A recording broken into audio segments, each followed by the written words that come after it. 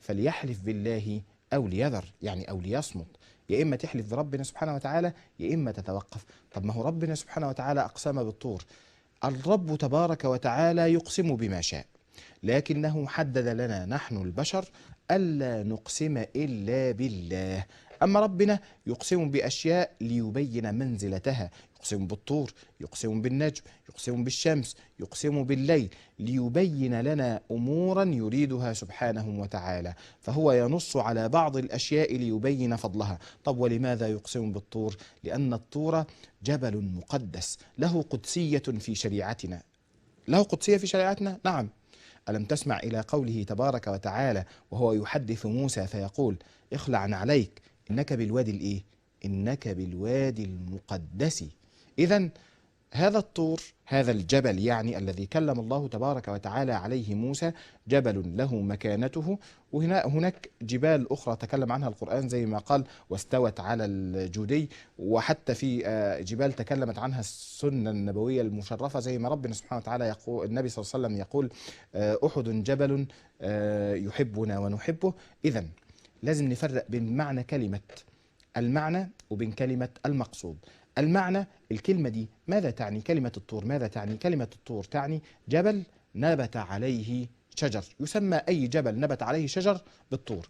إنما ما المقصود بهذه الكلمة في هذه الآية؟ الطور هو الجبل الذي كلم الله عليه موسى. ليه؟ لأن موجود قدامنا الألف واللام، الديت للعهد وليست للجنس. لو للجنس معناها أي جبل، إنما هي للعهد، يعني الجبل المعهود الذي كلم الله تبارك وتعالى عليه موسى. ننتقل إلى السؤال التالي: ما المقصود بالكتاب المستور؟ ولما جاءت هذه الكلمة نكرة؟ وكتاب مستور، الكتاب المستور إما أن يكون المقصود به هو القرآن، فجاءت لفظة كتاب نكرة لأنه كتاب مخصوص من بين سائر الكتب، أو أن المقصود بالكتاب هو اللوح المحفوظ الذي فيه نبأ من قبلنا وخبر من بعدنا، وفيه ما كان وما سيكون بأمر الله تبارك وتعالى، أو أن المقصود بالكتاب هذا هو التوراة. وإن كنت أنا أميل شخصيا إلى أن المقصود بالكتاب هو التوراة للمناسبة، لأنه تكلم عن الطور الجبل الذي كلم الله عليه موسى، ثم تكلم عن الكتاب، يبقى الكتاب الذي أنزله الله تبارك وتعالى على موسى. ويؤيد هذا أنه ذكر بعدها قولة في رق منشور. والرق في القرآن الكريم، ما المقصود بالرق في قوله في رق منشور؟ وما معنى كلمة منشور؟ الإجابة: الرق هو الصحيفة، أو الرق هو الجلد الذي يكتب فيه. زمان كانوا يكتبون في الجلد، فلذلك الرق إما أن يطلق على الصحيفة. وهذا يؤيد ما ذهبنا إليه من أن المقصود بالكتاب هو التوراة، لأن التوراة نزلت على موسى في ألواح، نزلت مكتوبة. وألقى الألواح وأخذ برأس أخيه يجره إليه. طيب، كلمة منشور يعني إيه منشور؟ قالوا منشور يعني مفتوح لا ختم عليه. السؤال التالي: ما المقصود بالبيت المعمور؟ وأين هو؟ وما عمرانه؟ وكم من الملائكة يدخله؟ الإجابة: البيت المعمور هو بيت في السماء حيال الكعبة، يعني فوق الكعبة. طب لماذا سمي هذا البيت بالبيت المعمور؟ قالوا لأن عمرانه بكثرة زواره من الملائكة، فقد روي أنه يدخله كل يوم 70,000 ملك ثم يخرجون منه ولا يعودون إليه أبدا. وهذا دليل على أن الملك لا يدخله أكثر من مرة واحدة، فهذا فيه دليل على عمران هذا البيت، وفيه دليل أيضا على أن الملائكة عددهم عدد كبير جدا لا يعلمه إلا الله تبارك وتعالى. الرأي الثاني ذهب إلى أن المراد بالبيت المعمور الكعبة. طيب، الكعبة لماذا يسميها القرآن بالبيت المعمور؟ قيل لأنها معمورة بالحجاج والعمار على مدار العام. السؤال التالي: ما المقصود بالسقف المرفوع؟ يقول ربنا: والطور وكتاب مستور في رق منشور والبيت المعمور والسقف المرفوع. قالوا السقف المرفوع المقصود به هو السماء، لأن السماء مرفوعة بلا عمد، بغير عمد ترونها، أو أن المقصود بالسقف المرفوع هو العرش، عرش الرحمن تبارك وتعالى فوق السماء. يقول ربنا: والبحر المسجور. فما معنى البحر المسجور؟ اختلف العلماء أيضا في تفسير هذه الكلمة على رأيين. ذهب الرأي الأول إلى أن البحر المسجور أي البحر المملوء الذي امتلأ، أو أن المقصود بالبحر المسجور البحر الموقد. وتكلم العلماء في هذه الكلمة، هل بقى هو موقد في الدنيا كما نراه من بعض البراكين التي تظهر في هذه البحار، أو هو موقد في الآخرة حينما تنتهي هذه الدنيا وتسجر هذه البحار. ننتقل إلى السؤال التالي، وهو يقول: ما نوع الواو في كل الآيات السابقة؟ الآيات السابقة أغلبها بدأ بالواو، والطور أدي واو، وكتاب مستور أدي واو، في رق منشور، والبيت أدي واو، والبيت المعمور، والسقف المرفوع، والبحر المسجور. قال العلماء في جواب هذا السؤال أن الواو الأولى هي واو القسم، يقسم ربنا تبارك وتعالى بالطور، وبقية الواوات الموجودة أمامنا في السورة هي واوات العطف أو واو العطف. السؤال: أين جواب القسم في قوله تبارك وتعالى والطور؟ يعني يقسم ربنا تبارك وتعالى بالطور، فما المقسم عليه، أو أين جواب هذا القسم؟ الإجابة: جواب القسم قوله تعالى: إن عذاب ربك لواقع. ما معنى إن عذاب ربك لواقع؟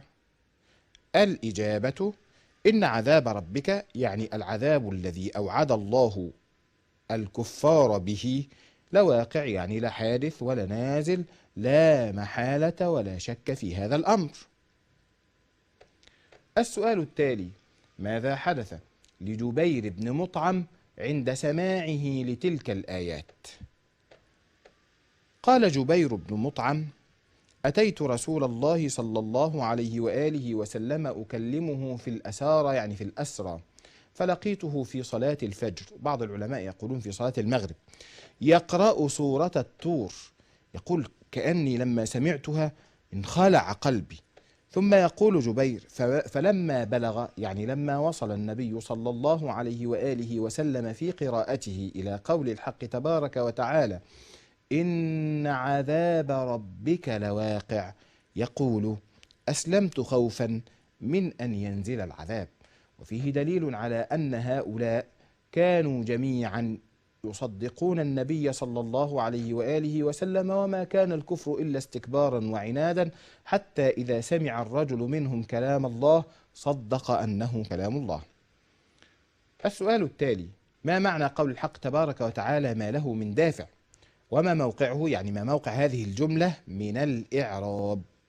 الإجابة: قوله تبارك وتعالى ما له من دافع، أي لا يمنعه مانع. هو إيه الذي لا يمنعه مانع؟ هو قال قبلها: إن عذاب ربك لواقع.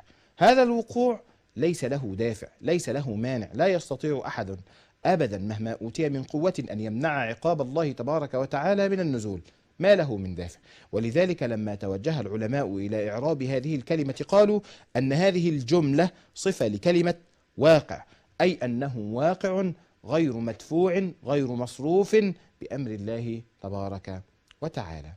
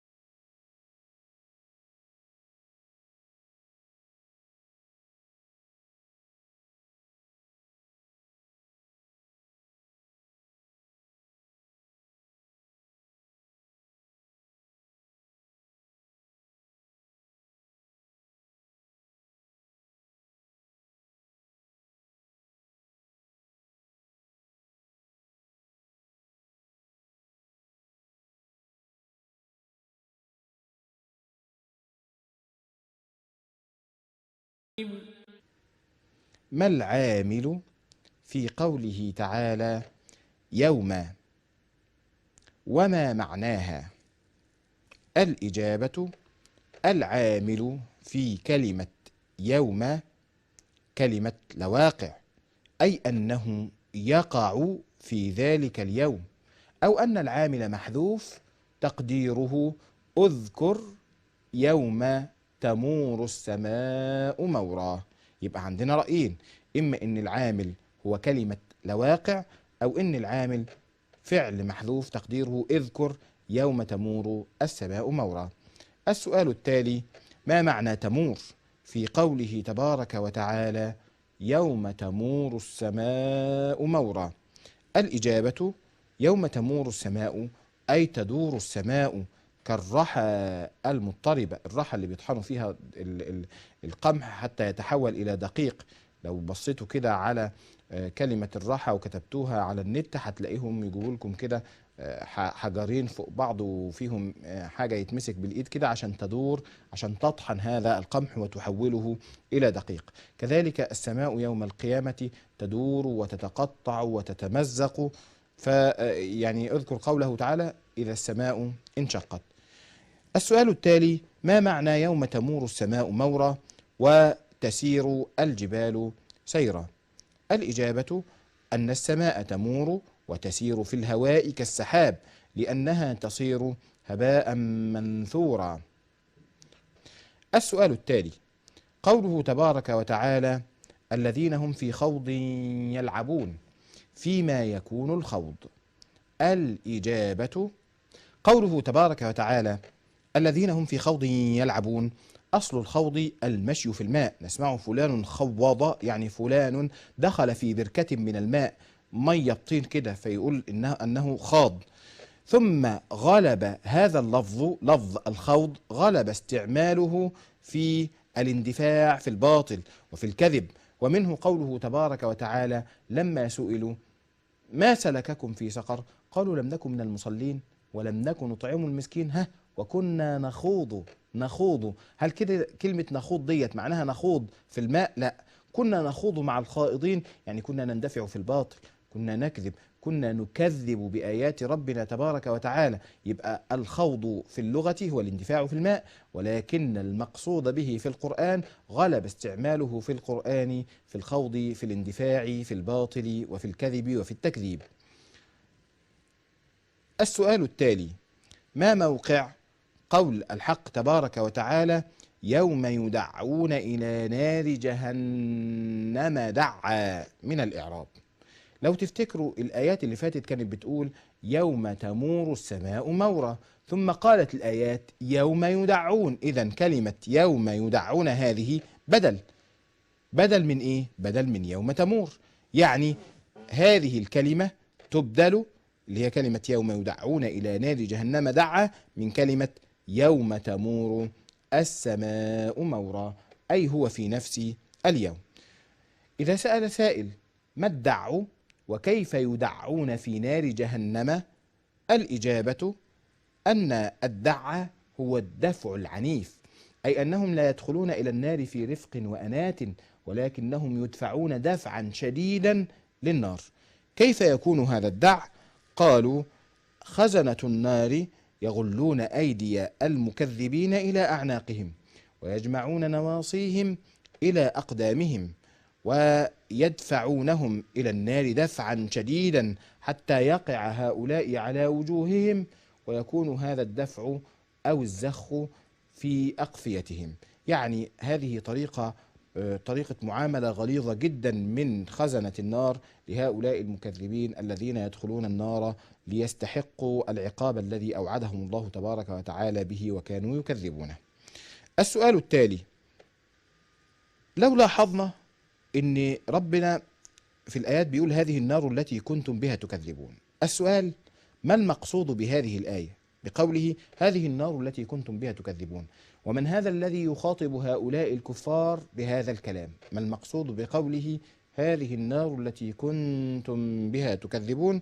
الإجابة: هذا خطاب من خزنات النار لهؤلاء المكذبين، يقولون لهم هذه النار التي كنتم بها تكذبون، أي هذه النار التي كنتم تكذبون بها في الدنيا. ما إعراب أفسحر هذا؟ ولماذا دخلت عليه الفاء؟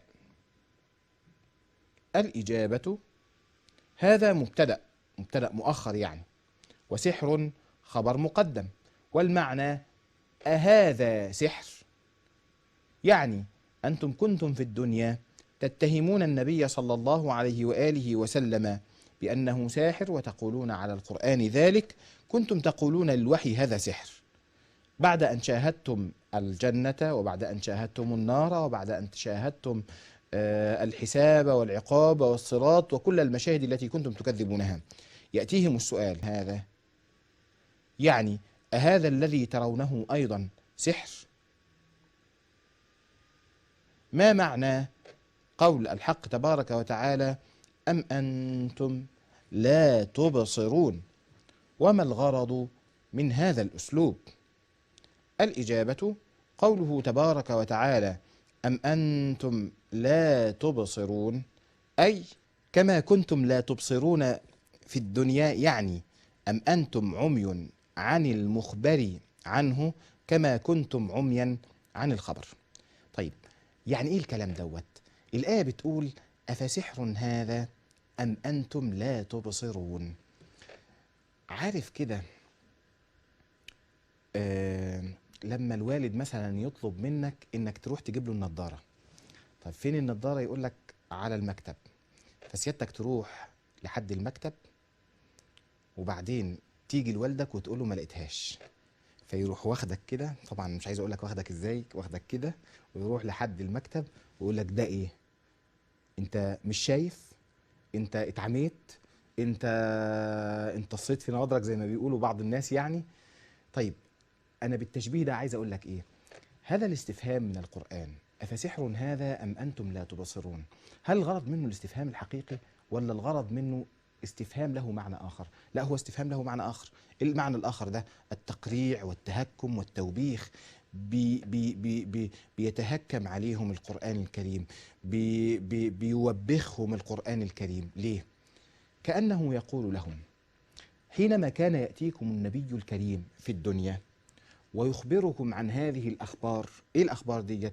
يقول لكم آمنوا بالله. طب ليه؟ في جنة وفي نار وفي حساب وفي ميزان، وستقفون يوما أمام الله تبارك وتعالى. كان في الدنيا كل هذا الكلام كانت أخبار، يعني كانت الجنة والنار والصراط والميزان مخبر عنه، يخبرنا عنه النبي صلى الله عليه وآله وسلم، يخبرنا عن هذه الأشياء النبي صلى الله عليه وآله وسلم.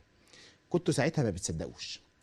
حينما انتقل الأمر إلى الوقوف بين يدي الله حقيقة، وانتوا جيتوا بقى في الآخرة والملائكة بتدفعكم في النار، وهم بيدفعوكم في النار بيقول لكم إيه بقى؟ أفسحر هذا؟ انتوا كنتوا زمان تقولون عن هذا لما كان مخبرا عنه، كنتم تقولون هذا سحر. طيب، لما صار هذا أمامكم وترونه بأعينكم، صار المخبر عنه، صار خبرا حقيقيا، صار أمرا مشاهدا، أما زلتم تصرون على قولكم أنه سحر؟ لسه مش شايفينه؟ لسه مش مصدقين النبي صلى الله عليه وآله وسلم وهو يقول أنه سيأتي يوم تحاسبون على هذه الأعمال؟ أفسحر هذا أم أنتم لا تبصرون؟ ولا أنتم لسه مش شايفين كما كنتم لا تبصرون في الدنيا؟ إذن لو قلنا ما الغرض من هذا الأسلوب، الغرض من هذا الأسلوب كما قلنا التقريع والتهكم. الوالد لما خدك كده وراح لحد المكتب وقال لك انت ما بتشوفش، ما كانش بيسألك، انما كان بيتهكم عليك، كان بيقرعك، بيوبخك على انك ما اعتنتش بسؤاله. أين خبر سواء في قوله تبارك وتعالى اصلوها فاصبروا أو لا تصبروا سواء عليكم؟ الإجابة: خبر سواء محذوف، أي سواء عليكم الأمران، الصبر وعدمه، لما قال إنما تجزون ما كنتم تعملون. وما الفرق بين الصبر والجزع؟ وهل الصبر على الجزاء في الآخرة له مزية؟ الإجابة: قوله تبارك وتعالى إنما تجزون ما كنتم تعملون، قالها لأن الصبر إنما يكون له مزية على الجزع، ومزية الصبر على الجزع نفعه في العاقبة، بأن يجازى عليه الصابر جزاء الخير. فأما الصبر على العذاب الذي هو الجزاء ولا عاقبة له ولا منفعة فلا مزية له على الجزع. الآية عبرت بتعبير غريب جدا، بتقول إيه؟ اصلوها، ادخلوا هذه النار، فاصبروا أو لا تصبروا سواء عليكم. سواء يستوي ماذا؟ كأن الآية تقول سواء عليكم الأمران، يبقى سواء دي مبتدأ والخبر بتاعها محذوف تقديره سواء عليكم الأمران. الأمران اللي هم إيه؟ الصبر والجزع. الله، هو الصبر يستوي مع الجزع؟ مش ربنا يعني جعل للصبر مزية، ميزة ودرجة عالية جدا عن الجزع؟ فلماذا يستوي الصبر مع الجزع؟ قالوا نعم، الصبر يعلو على الجزع وله درجة عالية جدا عند الله تبارك وتعالى، بس إمتى؟ حينما يكون هذا الصبر له جزاء، حين يكون هذا الصبر له أجر عند الله تبارك وتعالى. ده زي إيه؟ زي الصبر على الطاعة، وزي الصبر على المعصية، وزي الصبر على البلاء. هذا كله له مزية عظيمة وله درجات عليا عند الله تبارك وتعالى، يقول فيها ربنا إنما يوفى الصابرون أجرهم بغير حساب. طيب، طالما أنت بتقول كده يا أستاذ، لماذا يقول ربنا سواء عليكم؟ لأن الصبر هنا على إيه؟ هو بيقول اصلوها، ادخلوا هذه النار، اصبروا أو لا تصبروا، اصبروا بقى على عذاب الله أو لا تصبروا على عذاب الله. الأمران متساويان. ليه متساويان؟ لأن الإنسان الكافر إذا دخل النار فأحرقته النار فتألم وأظهر هذا الألم، أو دخل النار فأحرقته النار فصبر وكتم هذا الألم، هو لن يأخذ أجرا على صبره ولن يأخذ عقوبة على عدم صبره. ليه؟ لأن هذا صبر على الجزاء، ولذلك يستوي الصبر مع عدم الصبر إذا كان الصبر لا جزاء عليه، إذا كان الصبر لا ثواب عليه. إمتى الصبر لا جزاء ولا ثواب عليه؟ حينما يكون هذا الصبر صبرا على عقاب الله تبارك وتعالى في الآخرة، فلا أجر ولا مزية ولا فضل في هذه الحالة للصبر على غيره. سواء علينا أجزعنا أم صبرنا ما لنا من محيص. أبنائي وبناتي، ننتقل بالآيات إلى موضوع جديد، الموضوع بعنوان نعيم المتقين. الموضوع تحت عنوان نعيم المتقين. يقول ربنا تبارك وتعالى: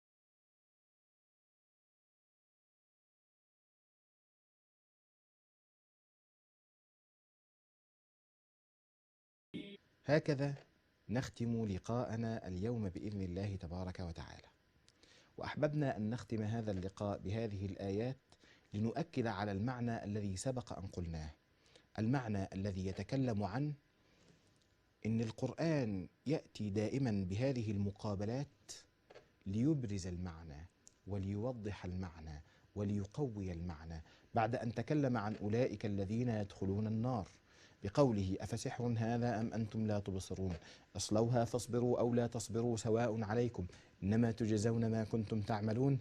إذا بالقرآن ينتقل مرة واحدة إلى الطرف المقابل، إلى الجهة المقابلة، إلى أولئك المتقين، فيقول إن المتقين في جنات ونعيم. وهذا هو موضوعنا في اللقاء القادم إن شاء الله تبارك وتعالى. حياكم الله ورعاكم، ولكل خير أبقاكم، ومن كل شر نجاكم، وفي الحلقة القادمة نراكم، وسلام الله عليكم ورحمته وبركاته.